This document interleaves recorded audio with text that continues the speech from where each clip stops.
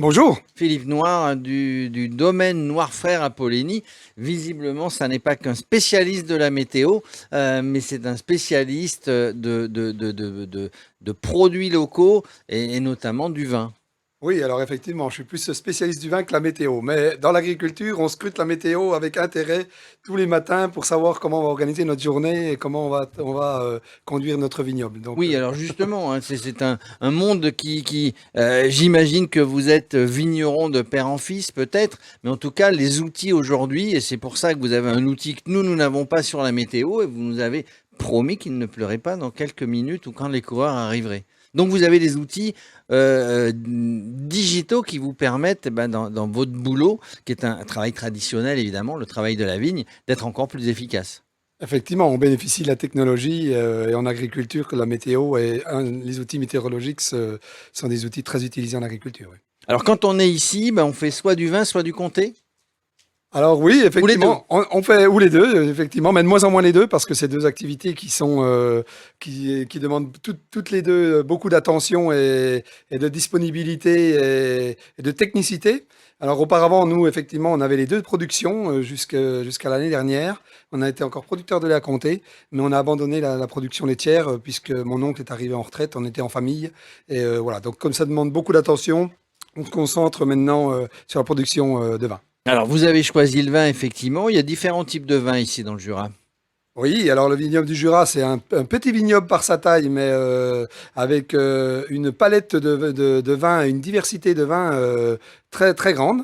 Parce qu'effectivement, on va faire des des vins blancs qui vont prendre des arômes complètement différents selon leur méthode de vieillissement, d'élevage, parce qu'on parle aussi d'élevage dans le vin, donc d'élevage en fût. Donc selon si on va les laisser vieillir plus ou moins longtemps, ils vont prendre des arômes différents. Donc on va faire des blancs floraux et des blancs typés. On a des cépages rouges, donc des rouges qui restent des rouges assez légers hein, par rapport à l'ensemble du vignoble français. Mais on a trois cépages rouges avec deux cépages autochtones, le Poulsard et le Trousseau.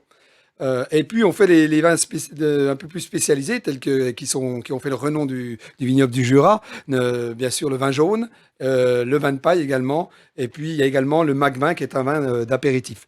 Et j'oubliais qu'il y a également le Crément du Jura. Alors, vous vous êtes installé sur la commune de Poligny. Vos vignes sont autour de Poligny ou un peu plus loin? Alors, nos vignes sont principalement à 90% sur la commune de Poligny. Poligny est vraiment basé au pied de la montagne, hein, au pied du massif, au cœur de la zone qu'on appelle le Revermont, qui est cette zone entre la plaine et le massif du Jura. Et les vignes sont adossées sur cette zone-là. Donc, nos vignes sont situées sur Poligny. Alors, c'est une bonne exposition parce que, évidemment, je l'ai dit tout à l'heure, pour le tracé des coureurs, il y a de la montagne et on arrive sur la plaine. Dans le Jura, on a un peu les deux. C'est ce qui fait la richesse du sol pour planter des vignes. Alors, il y a une diversité. Alors, effectivement, la richesse du sol est importante. Le type de terre, hein, les marnes. Ouais. Nous, on a des terres à base de marne, de calcaire, d'argile. On a aussi un peu d'éboulis, puisqu'on est sur le contrefort du massif jurassien, comme je le disais. Et ces terres-là, on privilégie toujours ces expositions-là, un petit peu ces terrains en pente. La vigne se plaît davantage dans les terrains en pente que dans les terrains plats, parce qu'elle n'aime pas l'excès d'eau. Elle n'aime pas l'eau stagnante, elle n'aime pas l'excès d'eau. Et donc, dans le Jura, on est quand même dans une région où il pleut de temps en temps. Oui. On en parlait il n'y a pas longtemps. Et donc, elle préfère les zones en coteau parce qu'en coteau, l'eau, elle ne reste pas. Voilà, donc, Alors, vous parlez, elle n'aime pas trop l'eau. On est maintenant, avec le changement climatique, à avoir un petit peu moins d'eau, on le craint. Est-ce que vous avez eu moins d'eau, par exemple, au printemps, là? Alors cette année, au printemps, on a eu plutôt beaucoup plus d'eau au printemps, au mois d'avril-mai. Après, au mois de juin, on a eu une petite accalmie. Enfin, on a eu une zone plus sèche et plus caniculaire aussi, parce qu'en fait, on constate que la météo maintenant est très fluctuante et ça, on le constate même dans le Jura comme partout. Hein. Alors, le vigneron, il s'adapte comment à ce changement ou de climat, ou même pour travailler pour travailler la vigne? Je ne sais pas si pluie, soleil, généralement on dit que c'est bon pour la vigne, mais vous ne maîtrisez pas non plus tous les éléments météo. Ah bah effectivement, on maîtrise très peu d'éléments météo, même je dirais, puisque on subit ces aléas climatiques. Alors la vigne, il lui faut à la fois du soleil et de l'eau, mais pas d'excès non plus. Donc surtout pas d'excès d'eau, parce qu'il lui faut de l'eau, mais pas de l'excès. Elle aime encore mieux un temps plutôt sec, puisque l'humidité et la chaleur va entraîner le développement de maladies qui vont venir altérer la qualité du raisin. Vous parlez maladie, c'est un cépage assez résistant. Je ne sais pas, peut-être que les hivers sont un peu rigoureux ou moins, là aussi. Alors, les hivers sont beaucoup moins rigoureux qu'avant. Pareil, là, on constate le changement climatique, hein. C'est-à-dire qu'avant, on subissait des gelées une fois tous les 10 ou 15 ans. Et ces 5 dernières années, on gelait une année sur deux. Justement, à cause du réchauffement climatique. Et ça, c'est un peu paradoxal. Mais comme les hivers sont trop doux, la vigne qui est en repos végétatif, la sève se remet à circuler. Et donc, la sève se remet à circuler, elle forme des pousses trop tôt. Et on subit les gelées printanières. Et donc voilà. C'est justement en tant que vigneron votre principale crainte, les aléas de la météo?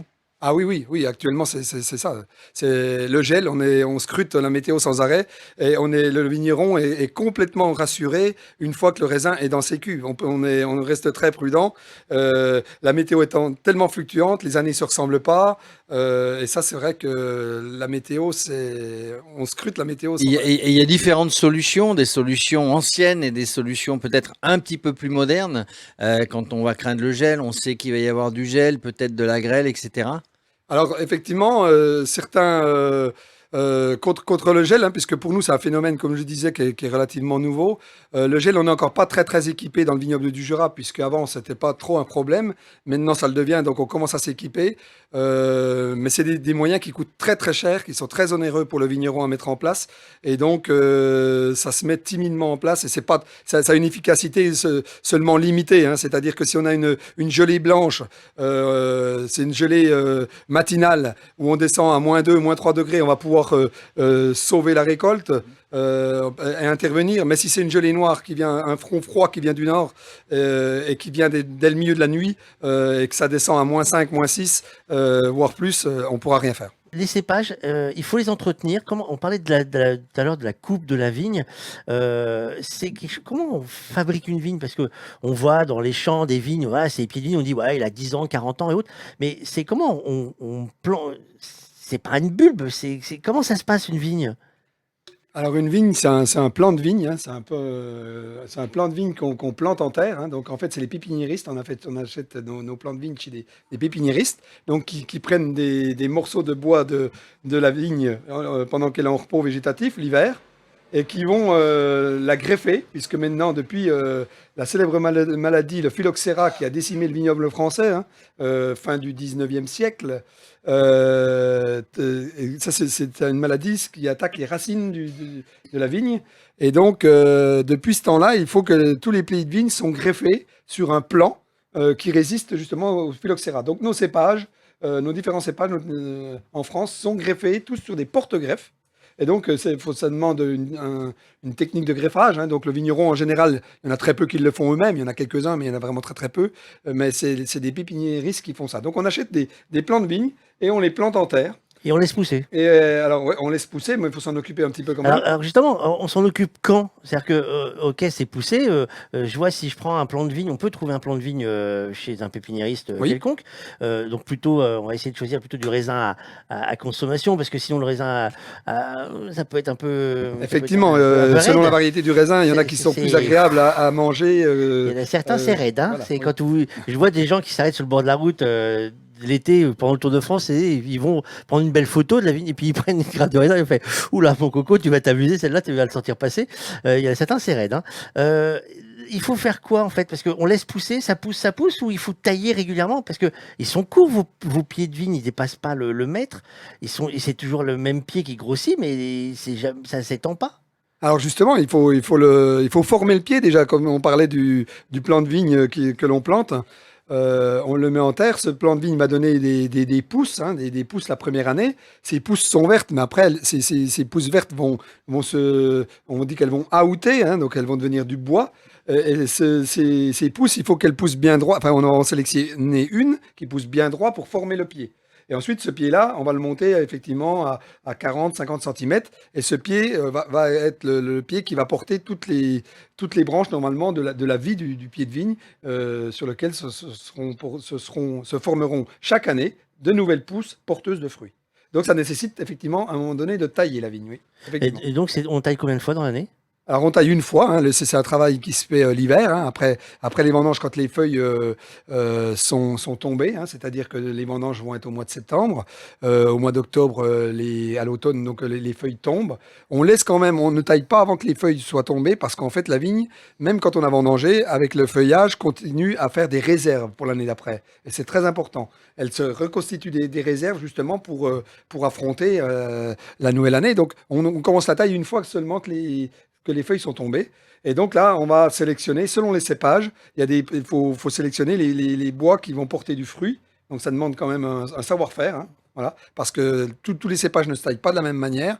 Et donc il faut sélectionner la baguette, une ou deux baguettes par pied, qui sera la porteuse des pousses qui vont former les grappes de l'année. Voilà. Et après, on les dirige, en fait, vous les attachez. Alors, effectivement, on organise un petit peu, on structure la vigne parce que la vigne maintenant est mécanisée, hein, mais elle l'était déjà avant avec les chevaux, donc il faut pas planter faut que les plants de vigne soient effectivement alignés. C'est toujours mieux quand on fait un travail mécanique et que ce soit avec le cheval, même s'il n'y en a plus guère, il en reste quelques-uns, mais pas beaucoup, mais avec des tracteurs, donc il faut aligner. Maintenant, on met ça sur fil, hein, on appelle ça palisser pour organiser les branches, pour attacher les baguettes.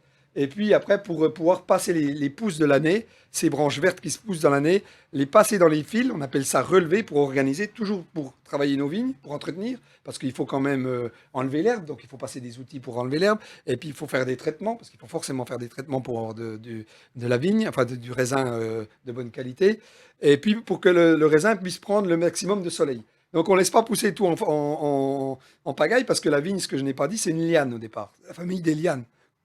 Donc, je m'étouffe. Donc, les lianes, un petit coup de vin chaud, ça ferait du bien. Donc, comme c'est une liane, il faut l'entretenir parce qu'elle pousse, elle pousse, elle pousse.